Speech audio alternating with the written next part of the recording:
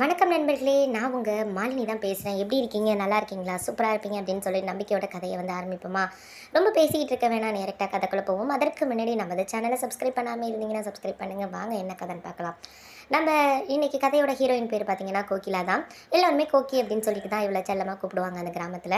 ரொம்பவே வந்து அழகான ஒரு பொண்ணும் கூட, நல்ல ஒரு அன்பான ஒரு பொண்ணு. இவளுக்கு ஒரே ஒரு பெண் குழந்தை மட்டும்தான். அவளும் வந்து 6ஆம் வகுப்பு படிச்சுக்கிட்டு இருந்தா. இவளோட கணவரை பற்றி சொல்லணும்னா, அவன் வந்து அந்த அளவுக்கு இவன் மேலே ஒரு பாசமாக இருக்கக்கூடிய ஆள் கிடையாது. ஆனால் கோகிலா பார்த்தீங்கன்னா எப்போதுமே வந்து அவனுக்கு சமைச்சு கொடுக்கறதா இருக்கட்டும், எந்த விஷயத்துலையா இருந்தாலும் ரொம்பவே நல்லா பழகக்கூடியவ. இவங்க மாமியார் மாமனார்லாம் ரொம்ப அன்பாக வந்து பார்த்துக்கிட்டு இருக்க ஒரு ஆள் தான் வந்து கோகிலா. ஆனால் இவ கணவருக்கு வந்து ஏதோ கல்யாணம் பண்ணி வச்சாங்க, ஒரு குழந்தையாயிடுச்சு, நம்ம வேலைக்கு போகிறோம், குடும்பத்தை பார்த்துக்குறோம் அப்படின்னு சொல்லிட்டு தான் சந்தோஷத்துக்காக வாழக்கூடிய ஒரு ஆள் தான். இவன் வந்து 5 நாட்கள் வாரத்தில் வந்து வேலைக்கு போவான். மீதி 2 நாள் பார்த்தீங்கன்னா ஃப்ரெண்ட்ஸு அது இதுன்னு சொல்லிட்டு சந்தோஷமாக இருந்துட்டு அவனோட சந்தோஷத்தான் முக்கியத்துவம் நினைக்கிறான். ஆனால் கோகிலா அப்படி கிடையாது. தன் மாமியாருக்கு என்ன பிடிக்கும், மாமனாருக்கு என்ன பிடிக்கும் அப்படின்னு சொல்லிட்டு ஒவ்வொரு விஷயத்தையும் வந்து பார்த்து பார்த்து செய்யக்கூடிய ஒரு பொண்ணாக தான் இருந்தாங்க. அப்போ அந்த சமயத்தில் கோகிலாவோட அம்மாவுக்கு ரொம்ப முடியாமல் இருந்தப்போ ஹாஸ்பிட்டல் அழைச்சிட்டு போகிறதுக்கு இவன் கணவர்கிட்ட பணத்தை கேட்குறா.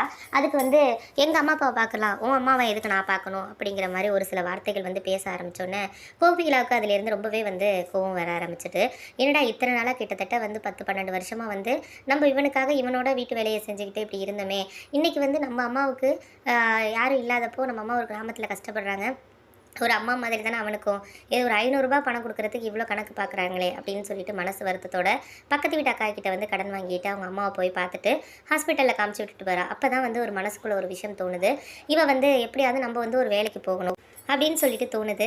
அப்போ தான் வந்து பக்கத்து வீட்டு அக்காட்ட கேட்குறா, நான் வந்து ஒரு வேலைக்கு போகணுக்கா, எப்படியாச்சும் எனக்கு உதவி பண்ணுறீங்களா அப்படின்னு சொல்லிட்டு கேட்டோன்னே, நான் தான் உனக்கிட்ட ரொம்ப நாளாக சொல்கிறேன்னு கோக்கி, ஆம்பளைங்க எப்போ தான் இருந்தாலும் அவங்க விஷயத்தில் கரெக்டாக இருப்பாங்க, நமக்குன்னு ஒரு வருமானம் இருக்கணும், நான் சொன்னால் நீ எங்கே கேட்குறப்போ அப்படின்னோடனே, இப்போ நாச்சும் உனக்கு புத்தி வந்திருக்கு அப்படின்னு சொல்லிட்டு கோகிலாவை ஒரு சில விஷயங்கள் பேசிட்டு, அதுக்கப்புறம் நான் எனக்கு தெரிஞ்ச ஒருத்தர் வந்து இங்கே மர வேலைகள் செய்கிற ஒரு இது வச்சுருக்காரு, அதுக்கு மரம்லாம் காட்டிலேருந்து நம்ம எடுத்தாந்து கொடுத்தோன்னா அதுக்கு வந்து பணம் கொடுக்குறாரு, நீ அங்கேயே கூட வேலை கற்றுக்கிட்டு கூட வேலை செய்யலாம், ஒரு நாளைக்கு 500 ரூபாயிலேருந்து 1000 வரைக்கும் கூட சம்பளம் நம்ம சம்பாதிக்கலாம், என் தங்கச்சி வந்து அங்கே தான் போயிட்டுருக்கா, வேணா உனக்கு சொல்லி விடட்டுமா அப்படின்னு சொல்லிட்டு சொல்கிறாங்க.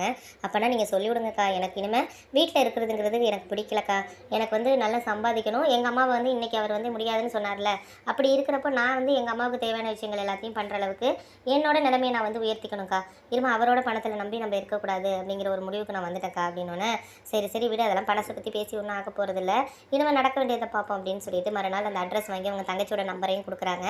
அதுக்கப்புறம் அவங்க மாமியார் மாமனார்ட்ட மட்டும் சொல்லிவிட்டு, இவர் தான் சனிக்கிழமை ஞாயிற்றுக்கிழமை என்ன வெளியில் போயிடுவாரா, அதனால் வந்து அவங்ககிட்ட என்ன கேட்கல, இவங்ககிட்ட என்னத்தை கேட்டுக்கிட்டு அப்படின்னு சொல்லிட்டு இவங்களுக்குள்ளேயே ஒரு தைரியம் வருது. அதுக்கப்புறம் வந்து தைரியம் வந்ததுக்கப்புறம் போகிறாங்க.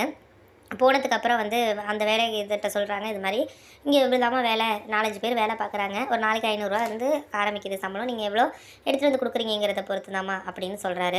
சரின்னு சொல்லிட்டு 2 ஆண்கள் வேலை பார்க்குறாங்க, 3 பெண்கள் 5 பேர் வேலை பார்க்குறாங்க, இவங்க 6ஆவதாக வந்து சேர்றாங்க. அன்றைக்கி பார்த்தீங்கன்னா காட்டில் அழைச்சிட்டு போயிட்டு அந்த இன்னொரு பெண்களோட போகிறாங்க, போயிட்டு கொஞ்சம் விறகுகளை எடுத்துகிட்டு வராங்க, ஒரு 300 ரூபா வந்து அதுக்கு கொடுக்குறாரு. ரொம்ப சந்தோஷமாக இருக்குது இவங்களுக்கு, அதாவது நம்ம வீட்டில் ஒரு நாள் ஃபுல்லாக வேலை பார்த்தா கூட இவ்வளோ அமௌண்ட் நம்மளுக்கு கிடைக்காது அப்படின்னு சொல்லிட்டு மறுநாள் ஆர்வத்தோட சாப்பாடெலாம் செஞ்சு வச்சுட்டு பிள்ளையெல்லாம் ஸ்கூலுக்கு அனுப்பிட்டு அத்தை மாமாட்டையே சொல்லிட்டு போகிறாங்க. அவங்களுக்கு ஒன்றும் இதில் வந்து கஷ்டமாக இல்லை, ஏன்னா ஒரு பொண்ணு நம்மளுக்கும் சம்பாதிச்சானா நல்லா செய்வா அப்படிங்கிற ஒரு எண்ணத்தில் நீ போயிட்டு வாமா, நாங்கள் பிள்ளைங்களை ஈவினிங் வந்தோன்னே பார்த்துக்குறோம் அப்படின்னு சொல்லிட்டு சொல்கிறாங்க. அதுக்கப்புறம் வேலைக்கு போக ஆரம்பிக்கிறாங்க. அப்போ காட்டு வெளிங்கிறதுனால காடுகளில் நிறைய பேர் வந்து இவங்க பக்கத்து கிராமங்களில் இருந்தும் நிறைய பேர் வந்து அங்கே எடுக்கிறதுக்கு வேறு வேறு வேலைக்கு வர்றாங்க. அப்போ இவங்களோட வேலை பார்க்குற ஒரு ஆள் வந்து அன்றைக்கி நல்லா மழை பெய்யுது. அப்போ வந்து இவங்களோட வந்து ஒரு இடத்துல வந்து அவங்க வந்து ஒரு குகை மாதிரி இருக்குது, அங்கே பார்த்தீங்கன்னா இவங்களும் ஒரு சின்ன வீடு மாதிரி தான் இருக்குது, அதில் வந்து இவங்களோட வேலை பார்க்குற ஒரு ஆளும் இவங்களும் மாட்டிக்கிட்டுறாங்க. அவர் வந்து பக்கத்து ஊருக்காரராக இருக்கார். அப்போ தான் வந்து ஒரு மணி 3 மணி இருக்கும், மாட்டிக்கிட்டதுக்கப்புறம் நல்ல மழை பெஞ்சிக்கிட்டு இருக்கு. அதுக்கப்புறம் இவர் சொல்கிறாரு, என்னம்மா அவங்க வீட்டுக்காரர் எனக்கு தெரியும் அப்படின்னு சும்மா பேச ஆரம்பிக்கிறாங்க. அதுக்கப்புறம் 2 பேரும் நல்ல ஒரு நட்பாக வந்து பழக ஆரம்பிக்கிறாங்க.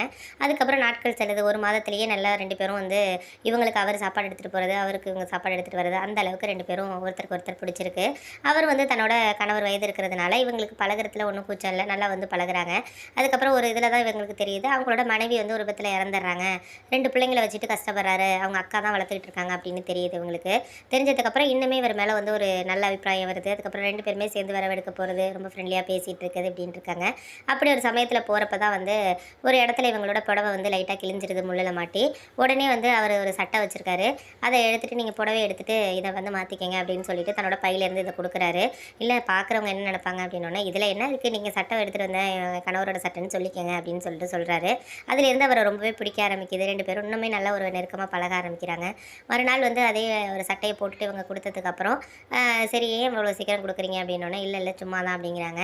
நல்லா ஒரு 6 மணி இருக்கும், பொழுதாயிடுது. இவங்களும் மரம் இதெல்லாம் எடுத்து ஒரு இடத்துல வச்சுட்டு வர்றாங்க. அப்போ வந்து இவங்களுக்கு காலில் லைட்டாக அடிபட்டுருது. உடனே அவர் தான் எல்லாமே வந்து முதலுதவி இதெல்லாம் பண்ணுறாரு. பண்ணுறப்ப அவங்க காலை தொடுறப்ப இவங்களுக்கு ஒரு ஒரு உணர்ச்சி ஆயிடுது. அவருக்கும் ரொம்ப நாள் வந்து மனைவி இல்லாமல் இருந்து கிட்டத்தட்ட ஒரு 7, 8 வருஷமாக வந்து தனியாக இருக்கிறவருக்கு இவங்க காலை தொட்டோன்னே பார்த்தீங்கன்னா அவருக்குமே அந்த நேரத்தில் என்ன பண்ணுறதுனே தெரியல. 2 பேரும் ரொம்ப ஒன்றா இருக்க ஆரம்பிக்கிறாங்க.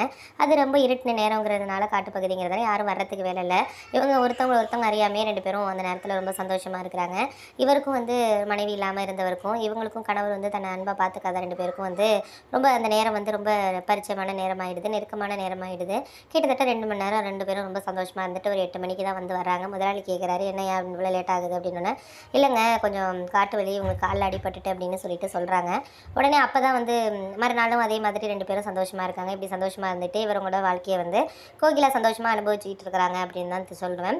ஏன்னா வந்து ஒரு சில நேரங்களில் நம்மளுக்கு ஒருத்தவங்க பிடிக்காம நம்ம வந்து பிடிக்காம வாழ்ந்துகிட்டு இருக்கிறதுக்கு நம்மளுக்கு அவங்க வந்து பிடிச்சவங்களோட நம்ம புரிஞ்சுக்கிட்டு ஒரு சில நேரங்கள் வந்து சந்தோஷமாக இருந்தாலும் நம்ம வாழ்க்கைங்கிறது நம்மளுக்கு நகர்த்துறதுக்கு ரொம்ப ஒரு சுலபமான ஒரு இதாக தான் இருக்கும்.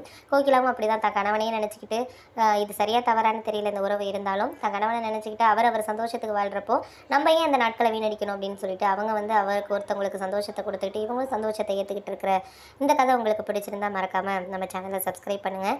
இன்னும் எது மாதிரியான கதைகள் வேணும் அப்படின்னு சொல்லிட்டு கமெண்ட் பண்ணுங்கள். கண்டிப்பாக போடுறதுக்கு நான் ட்ரை பண்ணுறேன் ஃப்ரெண்ட்ஸ். கண்டிப்பாக அடுத்த ஒரு கதையில் உங்களை நான் மீட் பண்ணுறேன். அது வரைக்கும் உங்களுடன் எப்போதும் அன்பு தோழி மாலினி. பாய்.